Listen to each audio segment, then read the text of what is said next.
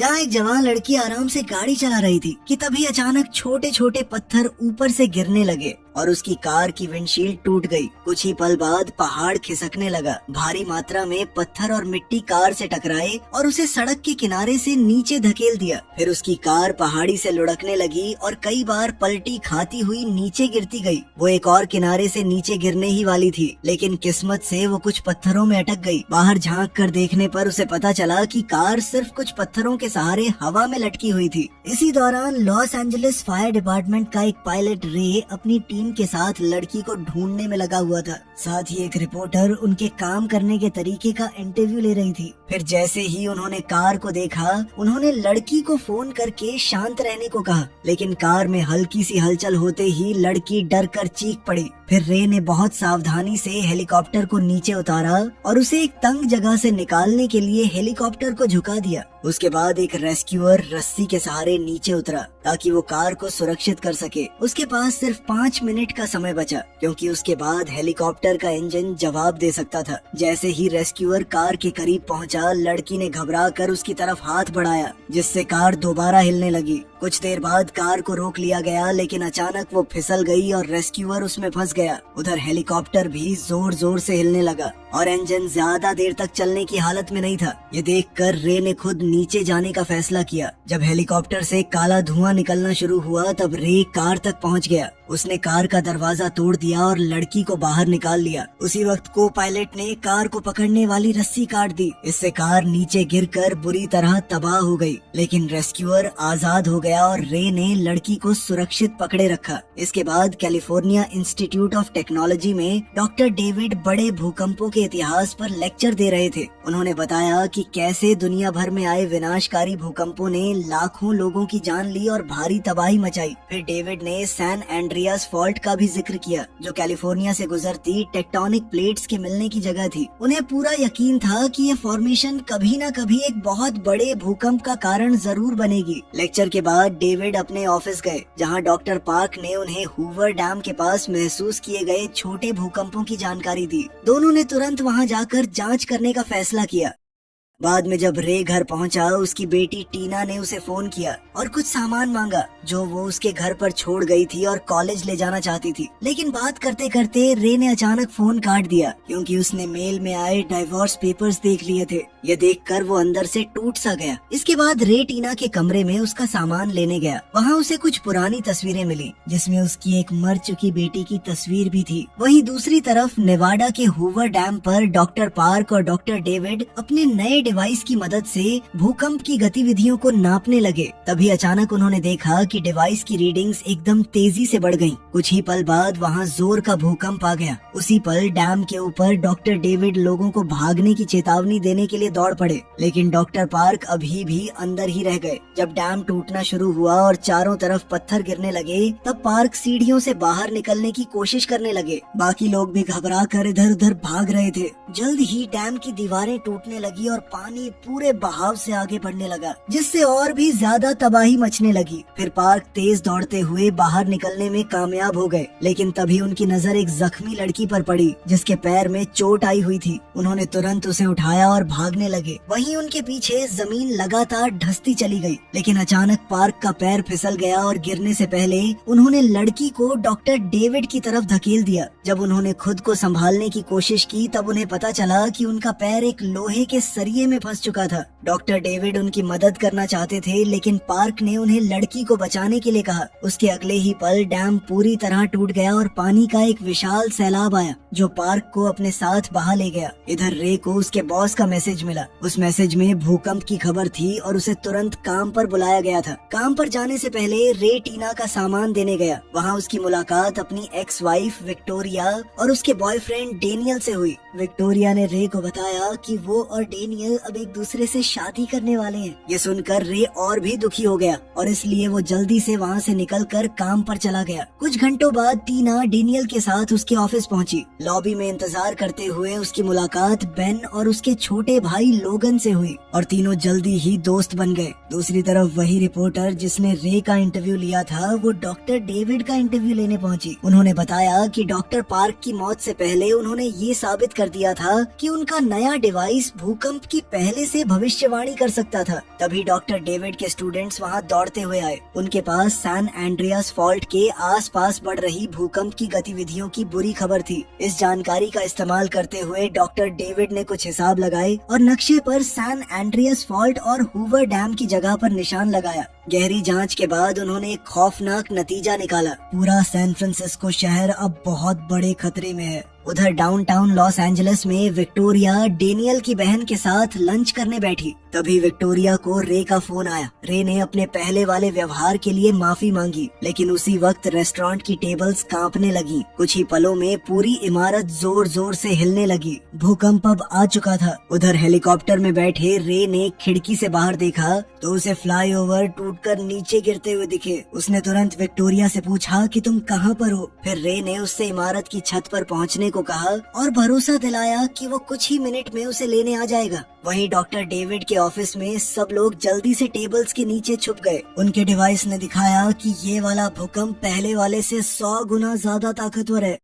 उधर टीना डेनियल के साथ कार में बैठकर निकलने ही वाली थी कि तभी भूकंप वहाँ भी पहुँच गया। डैनियल ने तुरंत ड्राइवर को वहाँ से निकलने के लिए कहा और ड्राइवर ने कार पूरी रफ्तार से दौड़ा दी। इसी बीच पूरा पार्किंग एरिया टूटकर धंसने लगा और लोग घबराकर इधर उधर भागने लगे। तभी अचानक जमीन में एक बड़ा गड्ढा खुल गया। उनकी कार उसमें गिर गई और दीवार से टकराकर मलबे में फंस गई। फिर एक भारी लोहे का सरिया कार की छत पर आ गिरा। उसकी टक्कर से ड्राइवर की तुरंत मौत हो गई। ड्राइवर की सीट मुड़ गई और टीना के पैर बुरी तरह फंस गए। डैनियल उसे बाहर निकालने की बहुत कोशिश कर रहा था, लेकिन वो नाकाम रहा। आखिरकार उसने टीना से कहा कि मैं मदद लेकर आता हूँ। नीचे पहुंचकर डेनियल को एक सिक्योरिटी गार्ड मिला और उसने उससे मदद मांगी, लेकिन उसी पल छत का एक हिस्सा टूटकर गिरा और गार्ड उसके नीचे दब गया। ये देखकर डेनियल बुरी तरह डर गया। उसने टीना को वहीं छोड़ दिया और बाकी लोगों के साथ भाग निकला। लेकिन बेन और लोगन ने डेनियल और गार्ड की बात सुन ली थी। उन दोनों भाइयों ने खुद टीना को ढूंढने का फैसला किया। इसी दौरान रे लॉस एंजलिस की तरफ उड़ता चला जा रहा था।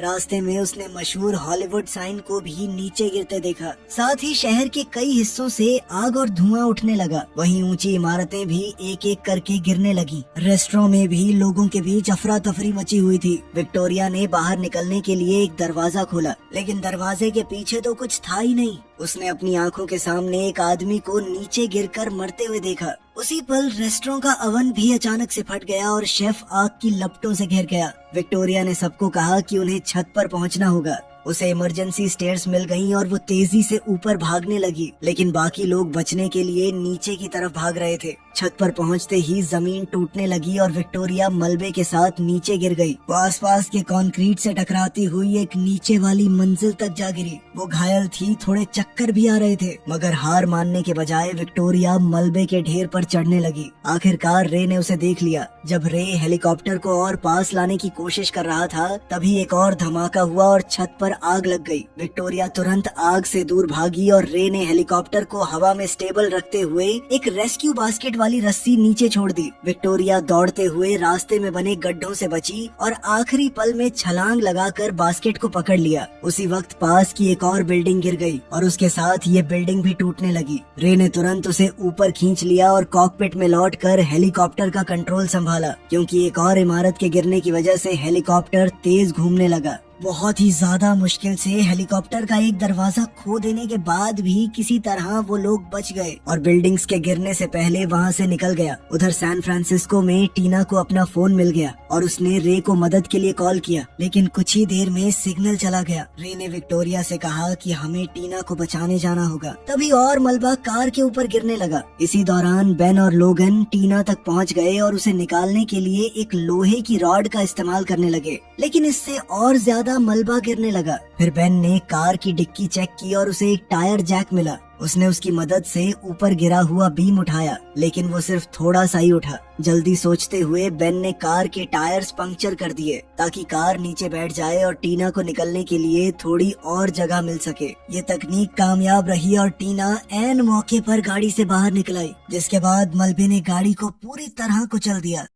उधर डेविड के ऑफिस में टीम मॉनिटरिंग सिस्टम से आए डेटा का एनालिसिस करने लगी और उन्होंने समझाया कि खतरा अभी खत्म नहीं हुआ था। तब डेविड ने रिपोर्टर से लोगों को चेतावनी देने में मदद मांगी। दोनों मीडिया सेंटर की तरफ दौड़े और कुछ स्टूडेंट्स के साथ मिलकर न्यूज ब्रॉडकास्ट्स को हैक कर दिया। उसके बाद रिपोर्टर ने डेविड का परिचय करवाया और डेविड ने पूरे देश को बताया कि और भी भूकंप आने वाले थे। उसने अंदाजा लगाया कि अगला भूकंप 9.5 मैग्नीट्यूड या उससे भी ज्यादा तक पहुंच सकता है। ये भूकंप कैलिफोर्निया में आएगा, लेकिन इसके झटके पूरे देश में महसूस किए जाएंगे। साथ ही सैन फ्रांसिस्को के लोगों को तो तुरंत शहर से निकलने को कह दिया उसने। उधर टीना, बेन और लोगन की मुश्किलें अभी खत्म नहीं हुई थी। इमारत दोबारा हिलने लगी और उसके टुकड़े टूटकर गिरने लगे, इसलिए तीनों तुरंत बाहर की तरफ भागे, जहाँ सड़कों पर हर तरफ अफरा तफरी मची हुई थी। काफी देर तक भागने के बाद झटके कुछ देर के लिए रुक गए। फिर टीना को याद आया कि रे ने उसे सिखाया था कि बिजली बंद होने पर पुराने लैंडलाइन फोन्स काम आ सकते हैं। इसलिए तीनों एक इलेक्ट्रॉनिक्स की दुकान ढूंढने निकल पड़े। उन्हें एक पुराना फोन मिल गया और टीना ने तुरंत रे को कॉल किया। उसने बताया कि डेनियल उसे छोड़कर भाग गया था।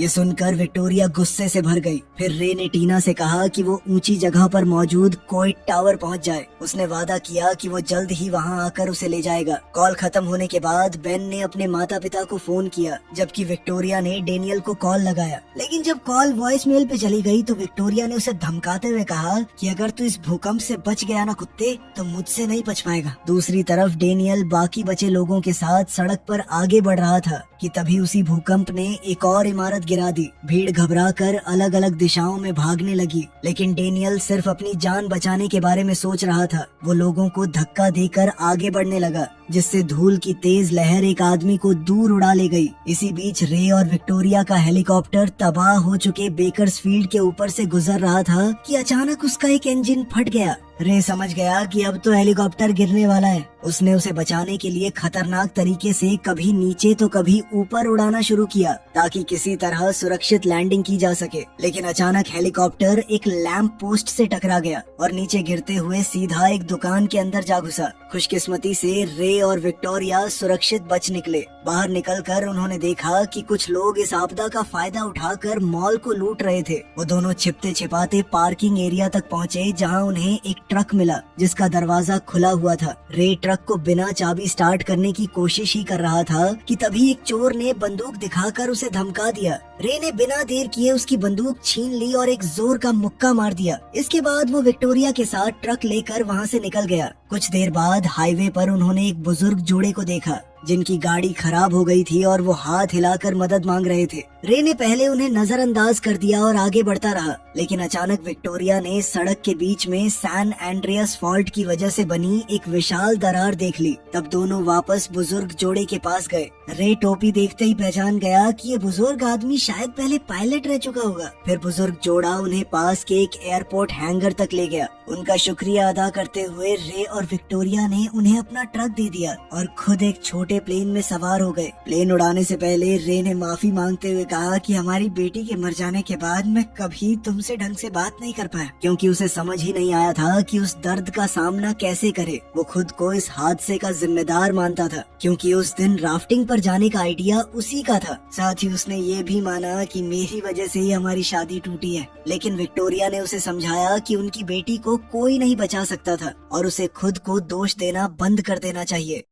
उधर सैन फ्रांसिस्को में टीना, बेन और लोगन भीड़ के साथ चल रहे थे, जिसे एक गार्ड सुरक्षित जगह की तरफ ले जा रहा था। तभी टीना की नजर एक अकेले फायर ट्रक पर पड़ी। उसने ट्रक के अंदर से इमरजेंसी सप्लाईज वाला बॉक्स निकाला। वहाँ उन्हें एक रेडियो और खाने के लिए कुछ राशन भी मिला। बेन ने देखा कि कोइट टावर के आसपास आग और धुएं का घेरा बन चुका था। लोगन ने अपनी टूरिस्ट बुक में पढ़ा कि अगला सबसे ज्यादा हाइट वाला इलाका नॉब हिल है, इसलिए तीनों ने वहीं जाने का फैसला किया। हालांकि वो सुरक्षित रूट के बिल्कुल उल्टी दिशा में पड़ता था। कुछ देर बाद रे और विक्टोरिया का प्लेन भी सैन फ्रांसिस्को पहुंच गया, लेकिन एयरपोर्ट भी आग की लपटों में घिर चुका था। रे ने कहा कि हम लैंड नहीं कर सकते, हमें अब पैराशूट बांध के कूदना ही पड़ेगा। ये सुनते ही विक्टोरिया बहुत डर गई, तो रे ने उसे भी अपने साथ ही जोड़ लिया और दोनों साथ में हवा में कूद गए। कई मिनट तक गिरने के बाद वो एक बेसबॉल फील्ड के बीच सुरक्षित उतर गए, लेकिन उसी वक्त एक और भयंकर भयंकर भूकंप ने शहर को हिला दिया। डेविड और उसकी टीम फिर से टेबल्स के नीचे छिप गई, लेकिन इस बार बिल्डिंग पहले से भी ज्यादा जोर से कांपने लगी। सैन फ्रांसिस्को की सड़कों पर टीना, बेन और लोगन जमीन पर गिर पड़े। अब भूकंप की वजह से बिजली की तारें और आसपास की बिल्डिंग्स गिरने लगी थी। तीनों भागने की कोशिश कर रहे थे, लेकिन बेन गिर गया और शीशे का एक बड़ा टुकड़ा उसकी जांघ में घुस गया। ये देखकर लोगन टूट गया और रोने लगा। पूरा शहर उनकी आंखों के सामने धीरे धीरे बिखर रहा था।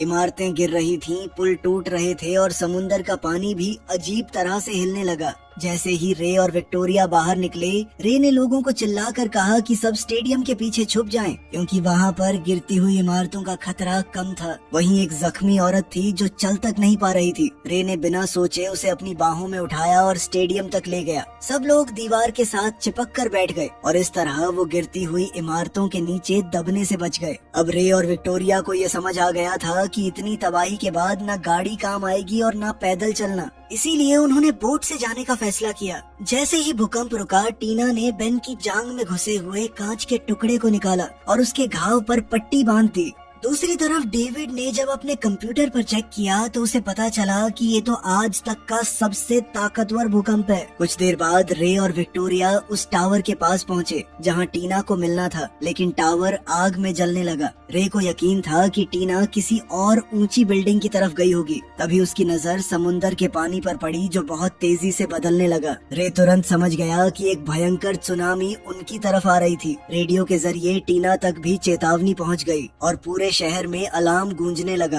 अब उनके पास नॉब हिल पहुंचने का वक्त नहीं था। तभी टीना ने पास ही डेनियल की बन रही बिल्डिंग देखी और फैसला किया कि उन्हें वहीं पनाह लेनी होगी। उधर समुंदर के किनारे सैकड़ों बोट्स बचने की कोशिश कर रही थी, लेकिन उनके सामने एक विशाल लहर आ खड़ी हुई। कुछ बोट्स को तो लहर ने पहले ही डुबो दिया। रे ने मुश्किल से अपनी बोट पर काबू बनाए रखा और लहर के ऊपर तक पहुंच गया, लेकिन खतरा अभी पूरी तरह टला नहीं। आगे एक बहुत बड़ा कंटेनर शिप उनकी तरफ बढ़ रहा था। रे ने आखिरी पल में बोट मोड़ दी और टकराने से बच गया। शिप ने उनकी बोट को पूरी तरह तबाह नहीं किया, लेकिन उसकी छत जरूर उखाड़ दी। ऊपर से कंटेनर्स भी गिरने लगे। रे ने बोट को पूरी रफ्तार से दौड़ाया और एक एक कंटेनर से बचता हुआ निकल गया। इसी दौरान वो कंटेनर शिप पलटकर गोल्डन गेट ब्रिज पर जा गिरा। इस हादसे में कई लोगों की जान चली गई, जिनमें डेनियल और वो बुजुर्ग जोड़ा भी शामिल था जिसने रे और विक्टोरिया की मदद की थी। देखते ही देखते सुनामी ने बाकी के ब्रिज को भी खत्म कर दिया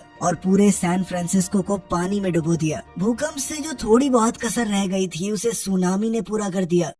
उधर टीना, बेन और लोगन बिल्डिंग की सीढ़ियां चढ़ते हुए ऊपर भागते चले गए। वो सबसे ऊपर वाली मंजिल पर रुक गए क्योंकि आगे का रास्ता पूरी तरह बंद मिला, मगर वो ऊंचाई भी काफी साबित नहीं हुई। उन्हें साफ नजर आ रहा था कि सुनामी उनकी तरफ तेजी से बढ़ रही थी। फिर तीनों दौड़कर मजबूत पिलर्स के पीछे छिप गए। अगले ही पल लहर ने खिड़कियां तोड़ दी और पानी बिल्डिंग के अंदर घुस आया। इमारत जोर से हिलने लगी और गिरने ही वाली थी, लेकिन किस्मत से पास की एक और बिल्डिंग से टकराकर अटक गई। अब बिल्डिंग झुक गई थी और पानी धीरे धीरे बाहर निकलने लगा। इधर टीना, बेन और लोगन फर्नीचर को कसकर पकड़े रहे ताकि वो नीचे न गिर जाएं। कुछ देर बाद रे और विक्टोरिया बोट लेकर उस इलाके में पहुंचे और चारों तरफ फैली बर्बादी देखकर सन्न रह गए। रे को पता था कि टीना ने बचपन से उसकी सर्वाइवल ट्रेनिंग सुनी थी। वो समझदार है, जरूर किसी ऊंची बिल्डिंग की तरफ गई होगी। इस सोच के साथ दोनों उन बिल्डिंग्स की तरफ बढ़ने लगे ताकि टीना को ढूंढ सकें। उधर टीना और दोनों भाइयों ने देखा कि सीढ़ियों का रास्ता अब साफ हो चुका था, इसलिए वो और भी ऊपर वाली मंजिल की तरफ बढ़ गए। जब टीना बेन की टांग के जख्म को चेक कर रही थी तो बेन ने कहा कि पता नहीं मैं आज जिंदा बचूंगा या नहीं,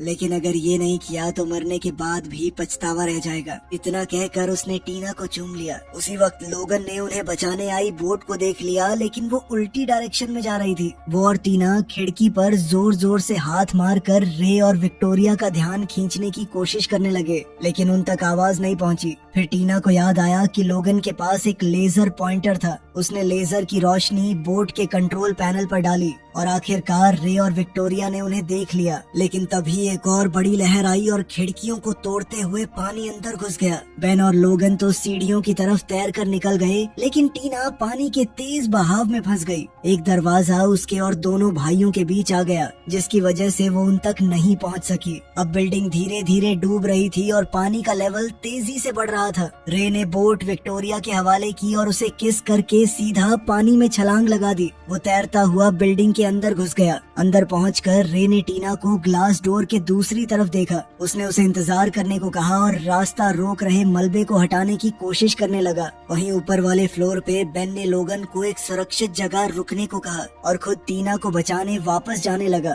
लेकिन तभी बिल्डिंग फिर से हिलने लगी और पानी उनके फ्लोर तक भी पहुंच गया। पानी इतना भर गया था कि टीना के पास सांस लेने के लिए बची हुई आखिरी जगह भी खत्म हो गई और कुछ ही पलों में वो बेहोश हो गई। तब रे ने पूरी ताकत लगाकर मलबा हटाया और आखिरकार रास्ता बना लिया। वो टीना तक पहुंच गया और उसे लेकर तैरता हुआ ऊपर बेन और लोगन के पास आ गया। बिल्डिंग लगातार डूबती जा रही थी। रे टीना को सीपीआर देने लगा, जबकि बेन खिड़की तोड़ने की कोशिश में जुटा रहा, लेकिन उसमें इतनी ताकत नहीं बची। बाहर विक्टोरिया ने ये सब देखा और उसने बोट को घुमाकर बिल्डिंग की तरफ पूरी स्पीड से दौड़ा दिया। बोट सीधा बिल्डिंग के अंदर घुस गई और रास्ता बन गया। सब लोग जल्दी से बोट में चढ़कर निकल पड़े और कुछ ही पलों बाद उनके पीछे पूरी बिल्डिंग ढह गई। रे ने बहुत कोशिश की टीना को जगाने की, लेकिन जब वो नहीं जागी तो वो हार मानने लगा। लेकिन विक्टोरिया को रोते देखकर उसने फिर से हिम्मत जुटाई। वो अपनी एक और बेटी को खोना नहीं चाहता था। रे ने दोबारा सीपीआर देना शुरू किया और फिर अचानक टीना की सांस वापस आ गई।